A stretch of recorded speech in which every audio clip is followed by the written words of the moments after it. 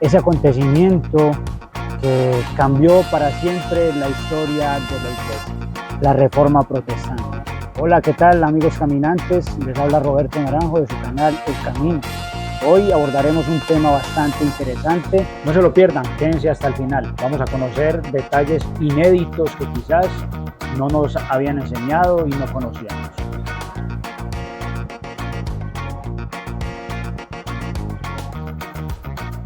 Hola amigos caminantes, como decía en la introducción, vamos a conocer detalles quizás desconocidos o poco conocidos acerca de la Reforma Protestante, ese acontecimiento histórico que dividió la Iglesia. Hasta hoy se sufren las consecuencias con la multiplicidad de sectas que existen. La Reforma Protestante fue liderada por Martín Lutero, un monje agustiniano alemán que inició una protesta contra el Papa y la Iglesia Católica en 1517.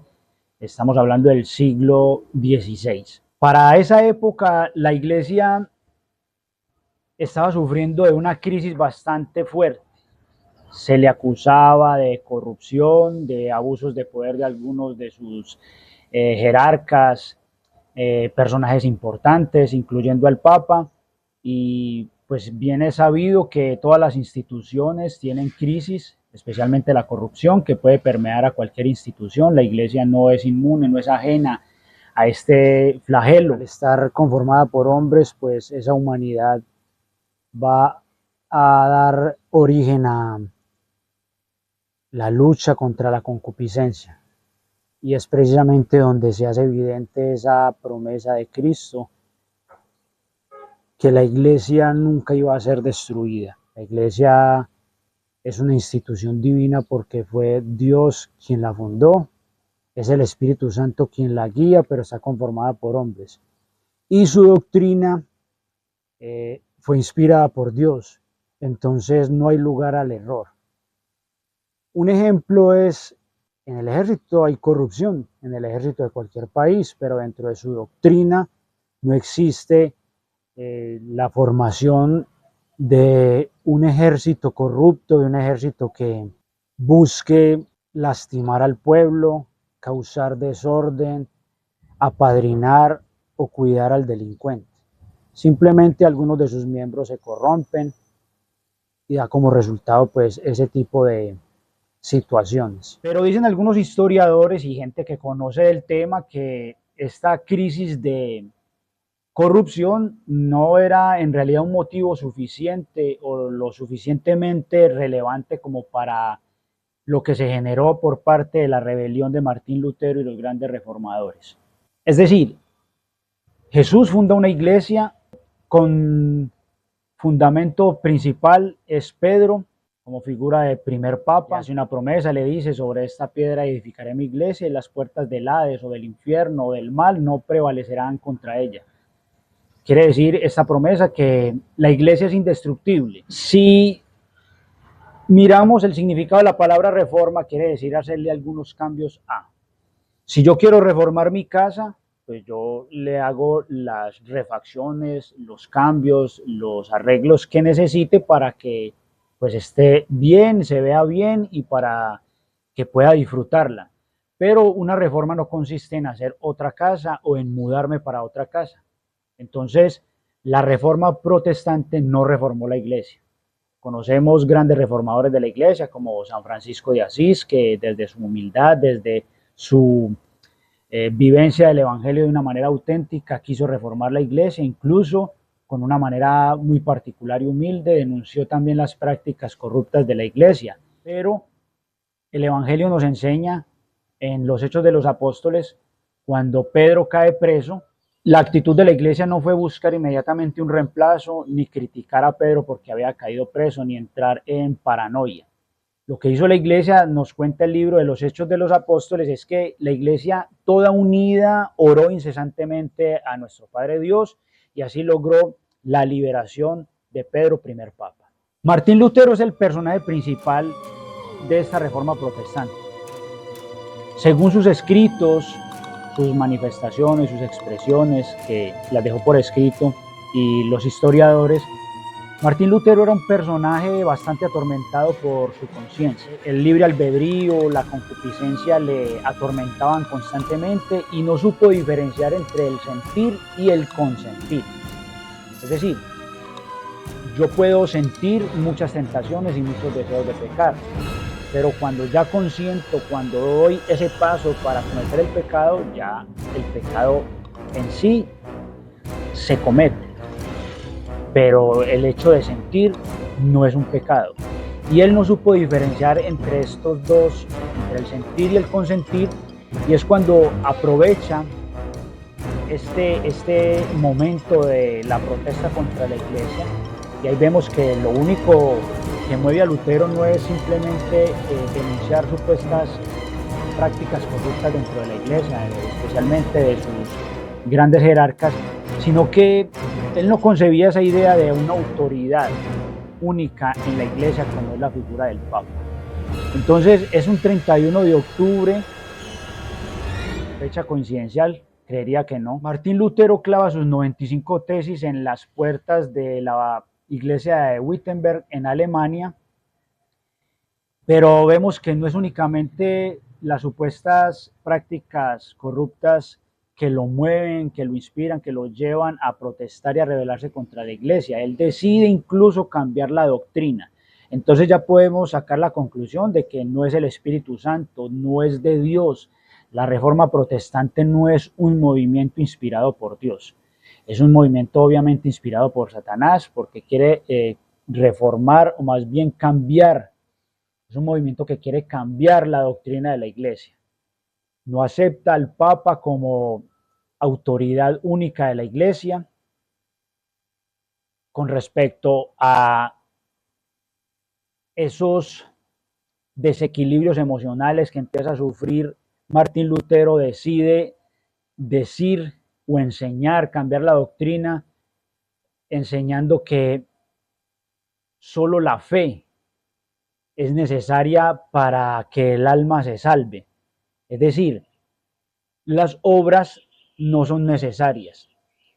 Un ejemplo, cuando a uno lo invitan a una fiesta y sirven una cena, la cena está servida.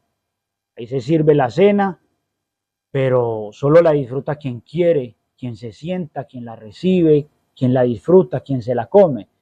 La salvación está servida como acto de amor por parte de nuestro Padre Dios, que envió a su único Hijo Jesucristo para salvarnos, pero no porque la gracia de la salvación ya esté, porque ya haya sido dada, todos nos vamos a salvar. Quien no acepte esa gracia de la salvación, pues simplemente por rebeldía, por tosudez, porque tiene una mente y un corazón contumaz, terco, y como dice las Sagradas Escrituras, una cerviz dura, pues no se va a salvar simplemente, así tenga fe.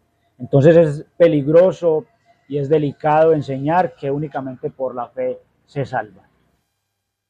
Los grandes reformadores, para poder implantar sus nuevas doctrinas, sus nuevas enseñanzas, es decir, todo eso que empiezan a querer cambiar en la iglesia, encontraban una gran barrera, un gran límite o un obstáculo muy grande, y era la tradición de la iglesia y el magisterio de la iglesia. La tradición de la iglesia es recomendada incluso por los apóstoles en las Sagradas Escrituras. Pablo le escribe a sus fieles, a sus hijos espirituales, a las comunidades, que es importante que sigan fielmente las enseñanzas que por tradición se les han ido enseñando.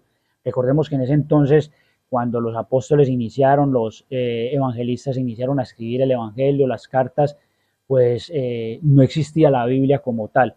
Entonces la tradición oral era muy importante, y para los grandes reformadores se encontraban en ella un gran obstáculo a la hora de querer cambiar. Y el magisterio de la iglesia consiste en esa jerarquía que empieza a conformarse a través de la historia.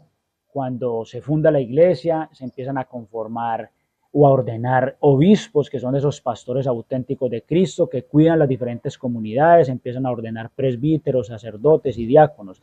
Todos ellos, especialmente los obispos o el colegio episcopal, conforman la jerarquía de la iglesia y son los encargados de interpretar correctamente la Biblia.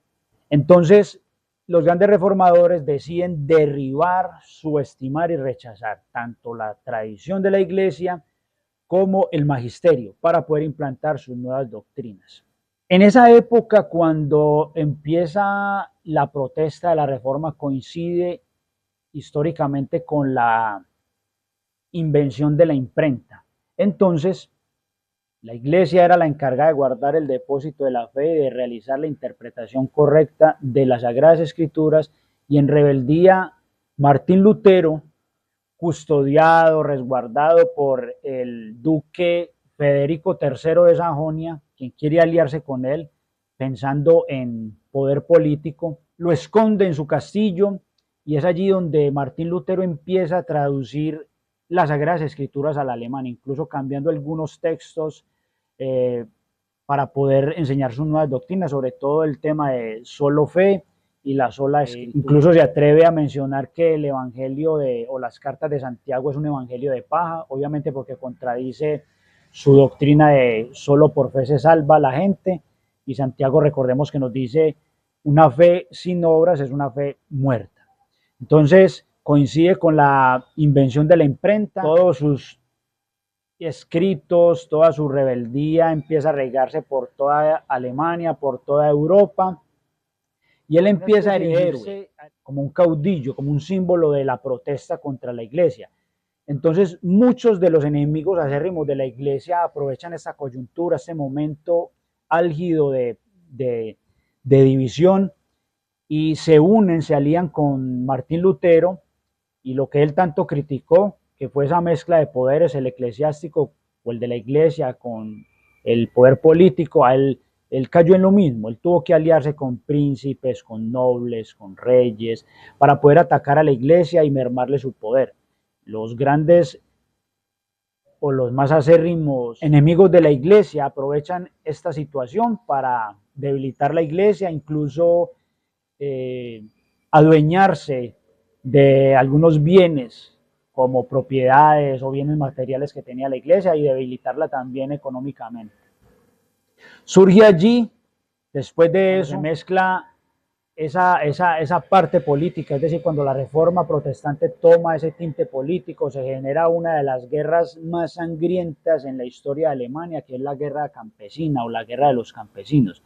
Eso incluso lo reconozco, yo no conocía ese dato, y mueren miles de campesinos asesinados porque incluso Martín Lutero insta, exhorta, anima a la gente para que mate a los campesinos porque no estaban de acuerdo con sus nuevas doctrinas. Aparece en esta historia de la Reforma Protestante un personaje importantísimo que reconozco tampoco conocía, que es Carlos V. Él es un rey de España. El Imperio Romano era el que gobernaba o el que imperaba y trataba de diseminarse por toda Europa, y había los diferentes países se aliaban con el Imperio Romano, y un emperador o un rey español era un rey católico, Carlos V. Me parece a mí que incluso es un personaje más relevante que el mismo Martín Lutero, y según sus actos, sus pensamientos y lo que él quería hacer, es un hombre inspirado por Dios, porque al ver que Martín Lutero logra un cisma, una división, empiezan a apartarse, empieza esa guerra tan cruenta, Carlos V quiere que los católicos se unan, que haya una sola fe, que haya una sola iglesia, pero realmente al momento en que Carlos V quiere actuar, ya las diferencias eran prácticamente infranqueables, ya estaban demasiado separados, ya incluso se habían implantado los protestantes y habían instaurado su propia fe, su propio credo, y era ya una denominación totalmente aparte de la Iglesia Católica. Es decir, el gran cisma estaba establecido, y Carlos V fue muy poco, prácticamente nada, lo que pudo hacer para tratar de unificar la Iglesia de Cristo. Y se alejan para siempre de la verdad. En algunos de los escritos de los grandes reformadores se puede evidenciar tristemente que la gran mayoría, si no todos, se arrepintieron de la supuesta reforma que quisieron emprender. ¿Por qué? Porque cuando ellos deciden enseñar que las Sagradas Escrituras se interpretaban libremente, es decir, cada quien podía interpretar las Sagradas Escrituras a su manera, de acuerdo a como le parecía, Esto jugó en contra de ellos. Empezaron incluso entre los mismos reformadores a apartarse y a dividirse, porque unos interpretaban las Sagradas Escrituras de una manera y otros de otra. Entonces empezaron a surgir dentro de la misma reforma protestante, dentro del mismo protestantismo, divisiones.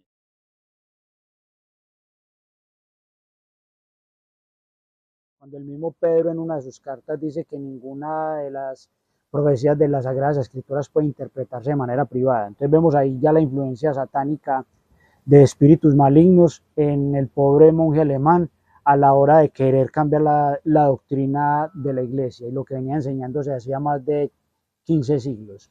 Confrontaciones, guerras.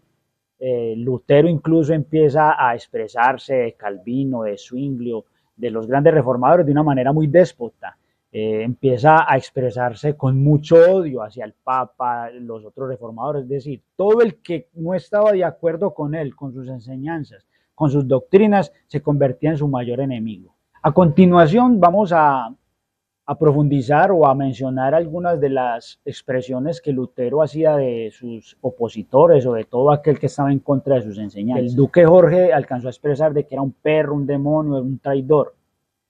De Zwinglio, como no aceptaba la presencia divina de Cristo en la Eucaristía, que era merecedor de odio sacro, es decir, de un odio sagrado. Qué contradicción tan grande. La paradoja más grande es que Martín Lutero, el gran reformador de la iglesia, creía firmemente que Jesucristo estaba presente, vivo y real en las especies del pan y del vino en la Sagrada Eucaristía. Y hoy por hoy ninguna secta protestante acepta eso. Entonces ahí podemos ver la paradoja, las grandes contradicciones de la reforma protestante. Al final quedan unas consecuencias de esta supuesta reforma protestante y todas de ellas catastróficas, trágicas, tristes, que llevaron al arrepentimiento profundo de los grandes reformadores. La primera fue la división.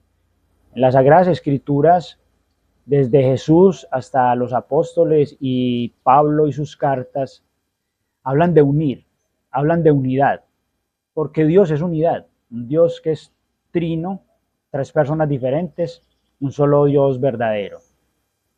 Y la reforma protestante solo trajo división, separación. El odio que inspiró Lutero entre los mismos reformadores incluso. También en Europa, a partir de esa reforma protestante empezaron, incluso se habla de 3 siglos, de muchas guerras. Como mencioné ahora, la guerra campesina, la guerra de los campesinos, que fue una de las que produjo más muertes en la Alemania de ese entonces. Pero también hubo muchos conflictos porque se mezcló la política con la religión y eso trajo consecuencias funestas, especialmente en Europa. Pero hoy por hoy podemos ver que esas consecuencias perduran. La división, la libre interpretación de las Sagradas Escrituras y cada quien piensa lo que quiere. La autoridad de la Iglesia es cuestionada en muchas partes, pero la Iglesia Católica sigue firme, presente. Luego de todo esto, de conocer todos estos detalles, surge el gran interrogante. ¿Fue la reforma la solución a los problemas de la iglesia o el inicio de una división que hasta el día de hoy perdura? Yo creería que lo segundo, porque las consecuencias de la reforma protestante se viven incluso aún hoy por hoy.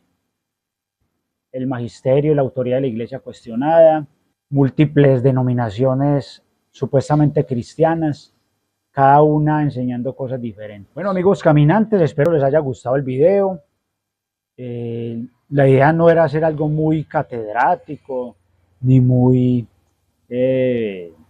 académico, simplemente datos sencillos, pero incluso desconocidos acerca de la reforma protestante que nos pueden ayudar a cuestionarnos, a meditar, a pensar si en realidad fue la reforma protestante una solución a los problemas de la iglesia, si fue inspirada verdaderamente por el Espíritu Santo o si más bien Martín Lutero fue tristemente un instrumento de Satanás para dividir la iglesia de Cristo.